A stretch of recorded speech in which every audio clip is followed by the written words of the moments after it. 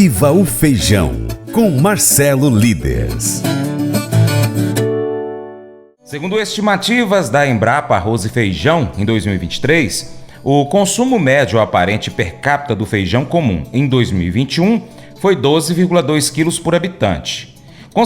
Considerando o período de 1996 até 2021, percebe-se um declínio no consumo aparente per capita depois de ter chegado a 18,8 quilos por habitante no ano 1996.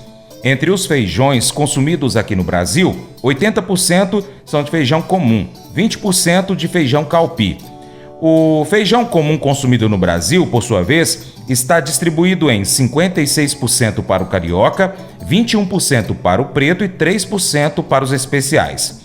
Ao longo dos anos, o consumo per capita tem sido decrescente em razão de diversos fatores, dentre os quais é possível destacar a substituição por outros alimentos mais acessíveis e convenientes no seu preparo, conforme informações do IBRAF. Segundo Marcelo Eduardo Líderes, presidente do Instituto Brasileiro de Feijão e Pulses, o IBRAF, e um dos maiores especialistas no setor hoje, é necessário fazer uma leitura correta do que está acontecendo. É importante identificar a razão do menor consumo de feijões. Por isso, a gente recebe hoje aqui no seu Jornal do Agronegócio Paracatu Rural para uma prosa sobre o setor do feijão no Brasil. Marcelo, seja bem-vindo ao Paracatu Rural. Gostaria de começar te perguntando o seguinte: em meio a esses dados apresentados, a gente conclui que de fato o consumo do feijão está em queda, né? E se sim, quais são as razões para que isso esteja acontecendo? É um prazer estar aqui com você, Francis. Agradeço essa oportunidade para responder essa primeira pergunta, a questão do consumo em queda. Realmente, o consumo está em queda, o consumo per capita diminuiu. Mas antes de refletir sobre a questão do consumo, nós temos chamado a atenção para as questões que envolvem a produção.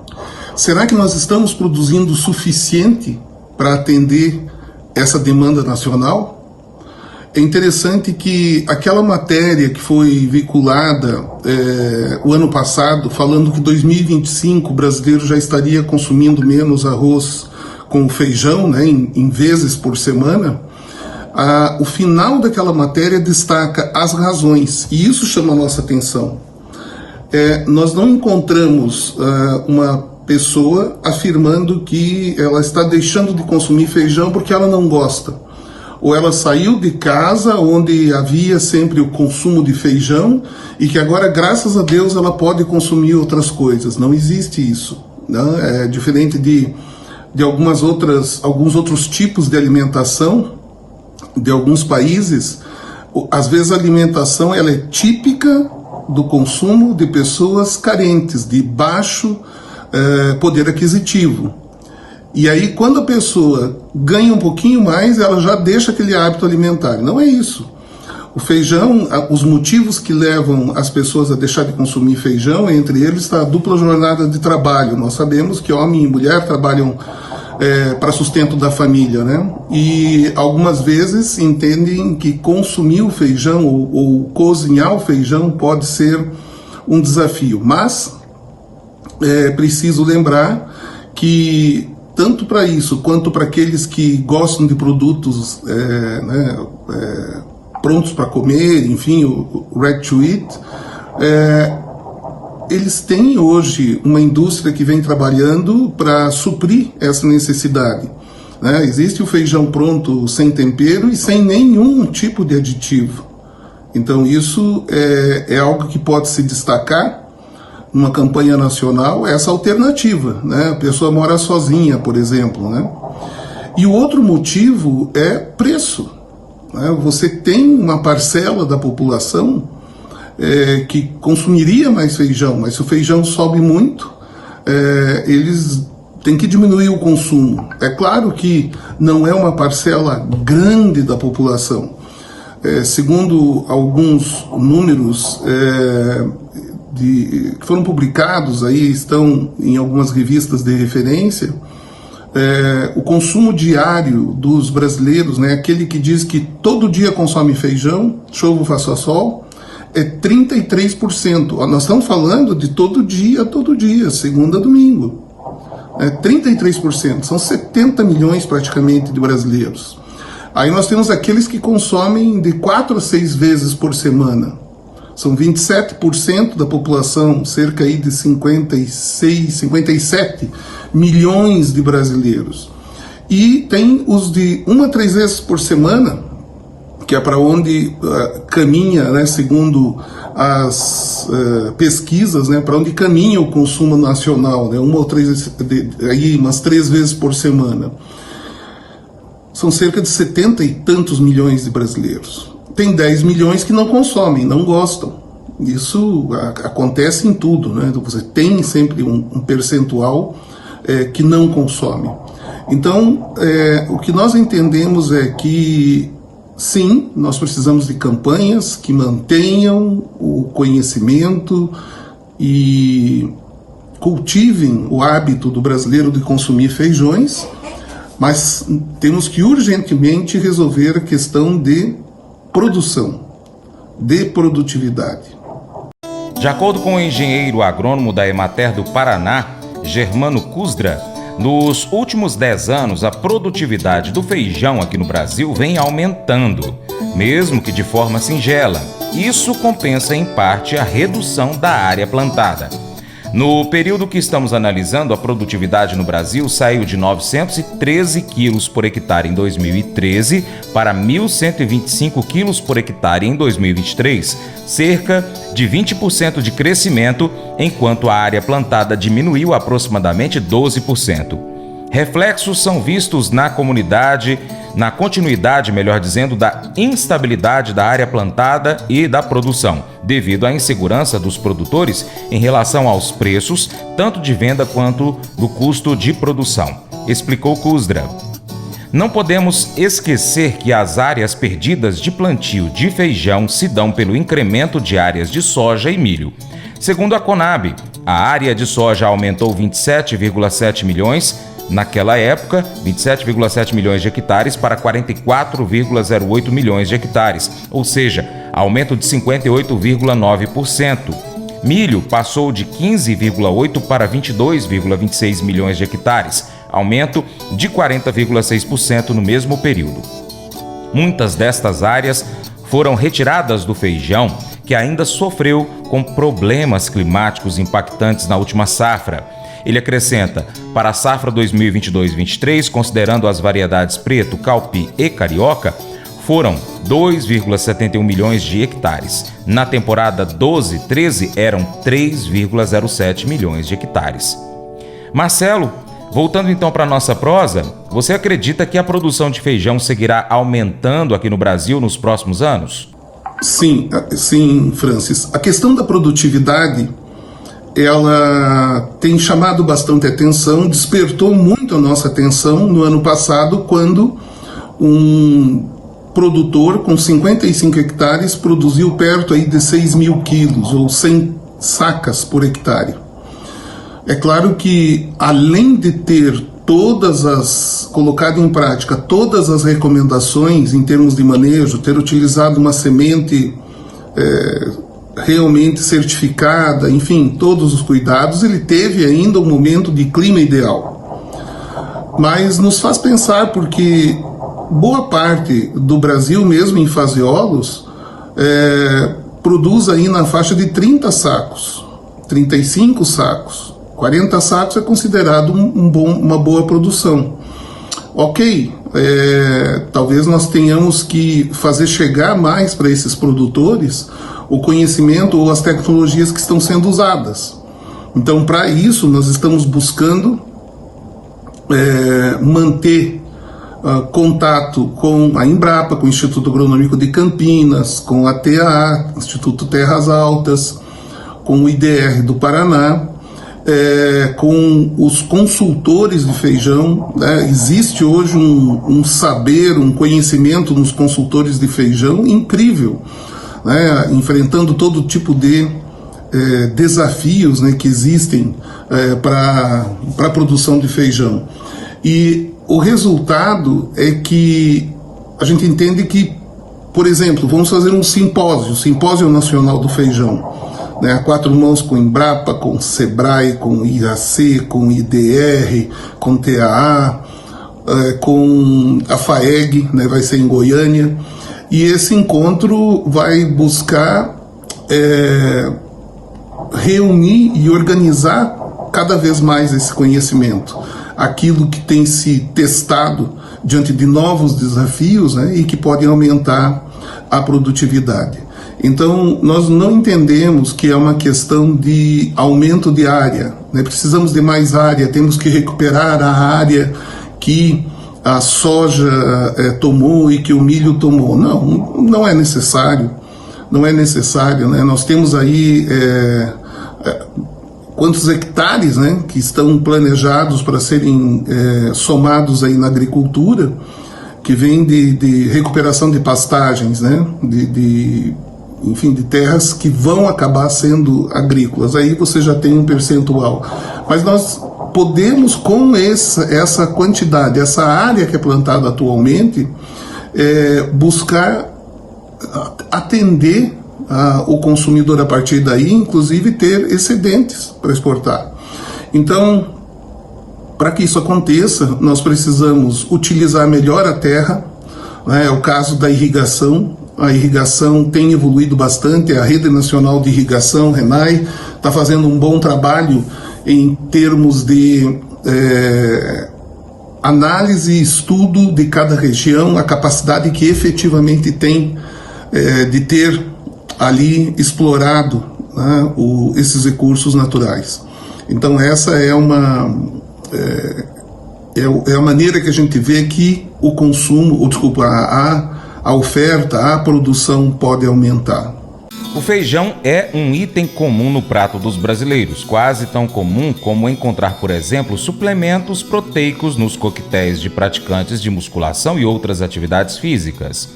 De acordo com dados da ABIAD, Associação Brasileira da Indústria de Alimentos para Fins Especiais e Congêneres, as vendas de suplementos desse tipo aumentaram 75% nos últimos 5 anos.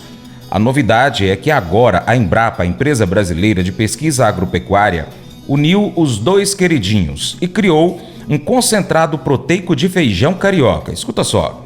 Segundo Janice Ribeiro Lima, engenheira de alimentos e pesquisadora da Embrapa Agroindústria de Alimentos, responsável pelo desenvolvimento do produto, a ideia não é que o concentrado substitua ou concorra com o já famoso whey protein, que é feito com soro do leite, mas poderá ser uma opção entre outras proteínas vegetais usadas em suplementos proteicos e na indústria alimentícia de forma geral.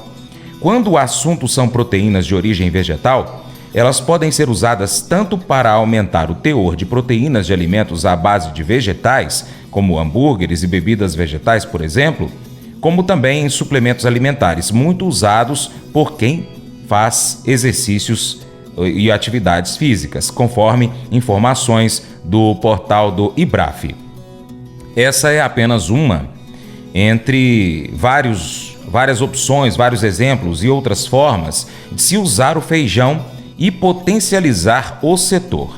Marcelo, essas outras formas de utilização do feijão também é um dos caminhos para a recuperação do mercado do feijão aqui no Brasil, né? Sim, a questão de novos usos do feijão. Bom, nós temos, como a gente comentou, o feijão pronto para consumo. Interessante.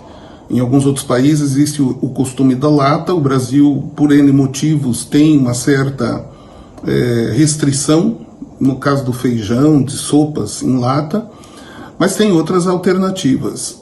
E mais notadamente, nós temos observado a evolução, e tem aí GFI, né, o Good Food Institute e outras instituições trabalhando para conectar as universidades e aquilo que se desenvolve na área acadêmica e para as indústrias, levar para as indústrias isso, né?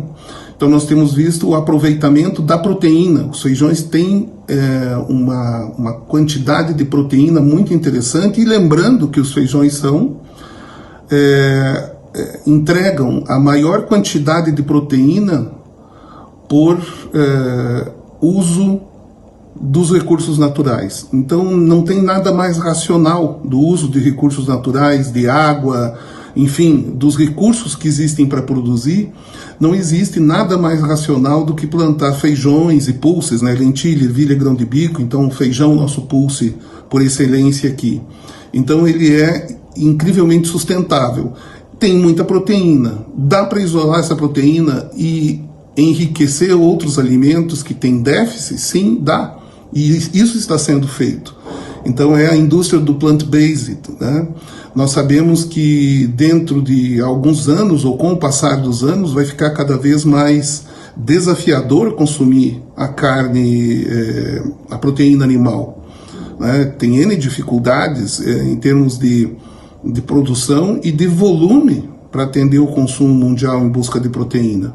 Na medida em que uma China vai melhorando o nível de vida, o nível socioeconômico da população, esse passa a ser aí um objeto do desejo, né? O consumo de mais proteína animal.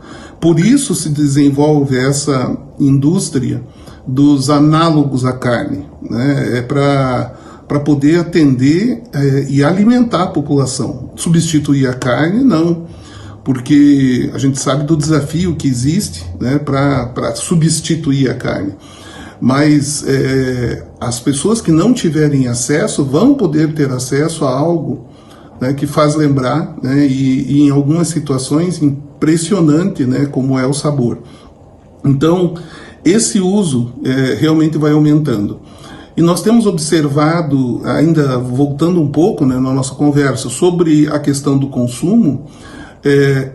20% do consumo nacional hoje é responsabilidade dos vegetarianos e veganos. Eles já chegam nesse volume.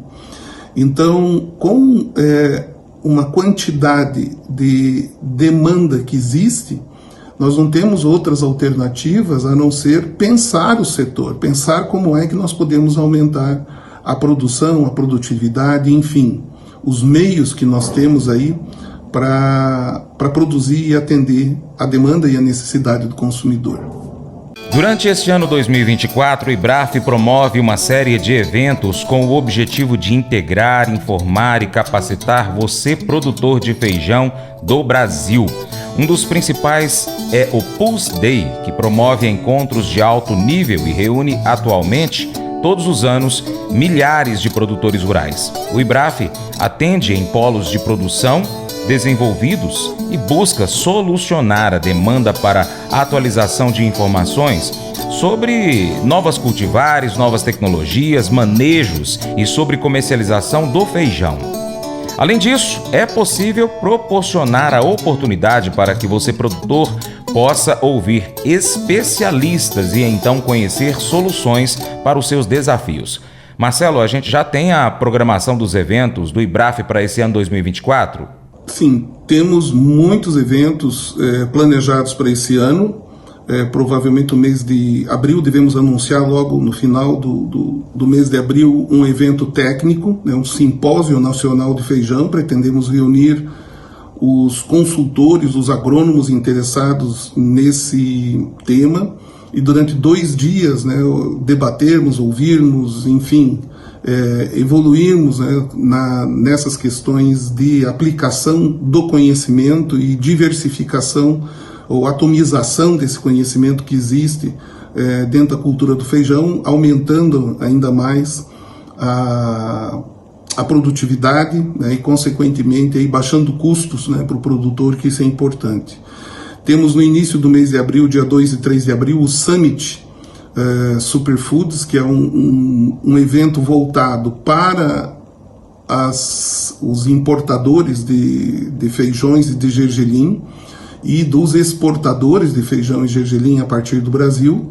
E nós entendemos que vai ser o segundo evento. Temos convidadas embaixadas e também diversos países para estarem presentes. É bem provável que nós tenhamos aí uma quantidade apreciável aí de países sendo representados aí nessa vitrine que está sendo criada junto com a Apex.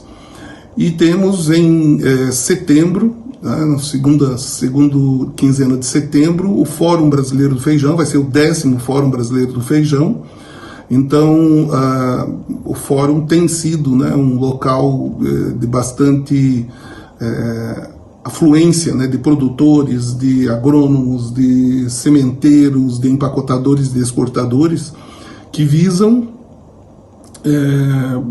conhecer mais o seu setor, né, e tem sido realizado em Brasília, até para que também, né, a área pública conheça melhor o nosso setor de feijão, né? Ele é pouco conhecido em Brasília, qual é o tamanho desse mercado, que está envolvido em produzir feijão, enfim, os números, né, que podem fazer a diferença numa balança comercial até mesmo, né? Para fechar nossa prosa, Marcelo, como se encontra então o mercado do feijão nesse começo de ano 2024? Muito bem, Francis. Sobre o mercado nacional, atualmente, nós vivemos o final da colheita da primeira safra e há uma certa concentração nesses últimos dias nessa produção, colhido em Goiás e em Minas Gerais.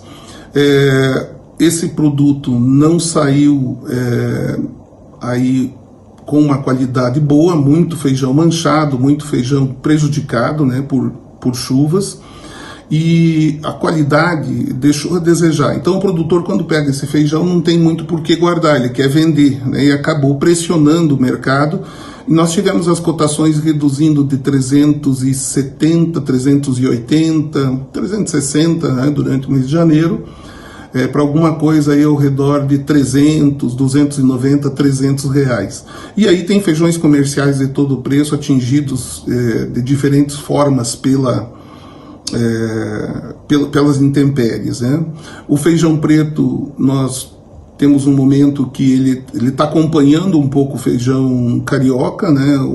Contaminou o medo de muitos produtores aí de que agora vai cair, vai continuar caindo. Nós ainda estamos longe de uma colheita, temos ainda o mês de fevereiro inteiro, o mês de março inteiro, né, para atender a demanda e o consumo com esses feijões que estão aí.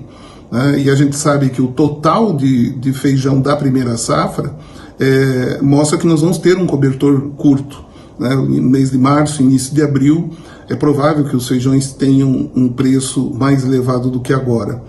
A questão dos feijões calpis, né? Esses chegaram a ser negociados a 280, 290 reais, e tem preço indicado para a próxima safra ao redor de 110 reais, mantendo aí uma equivalência novamente com a soja. A soja até em alguns estados está abaixo disso, mas 110, 120 reais é a indicação de contratos para entrega abril e maio.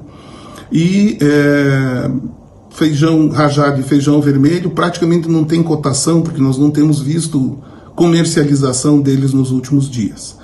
Então esse é o cenário no momento, com uma perspectiva, eu não digo de explosão de preços, mas uma perspectiva de preços médios maiores do que essa última semana do mês de janeiro. Bom, e na semana que vem, Marcelo volta trazendo mais informações do mercado do feijão aqui com a gente, com a participação dele no quadro Viva o Feijão. Mas eu vou dizer uma coisa pra você, viu?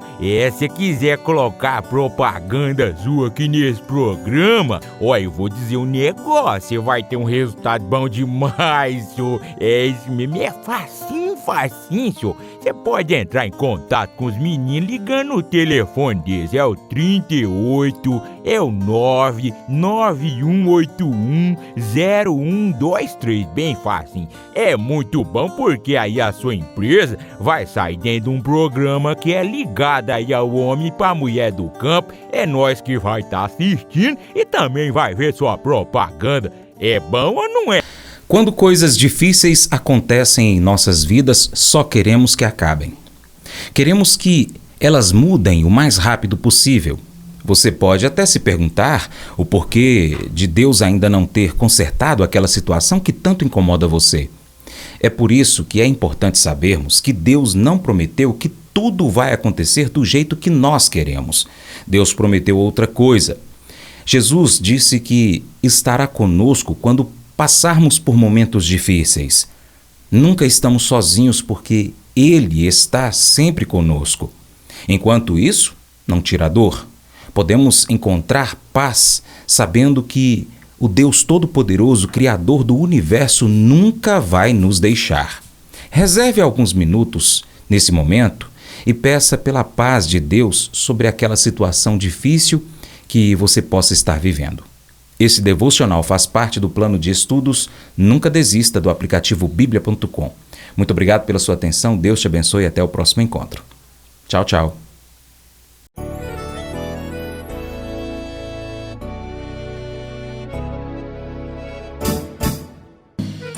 Acordo de manhã para prosear no mundo do campo, as notícias escutar. Vem com a gente em toda a região com o seu programa Paracatu Rural. Tem notícias, informação e o mais importante, sua participação. Programa Paracatu Rural. Programa Paracatu Rural.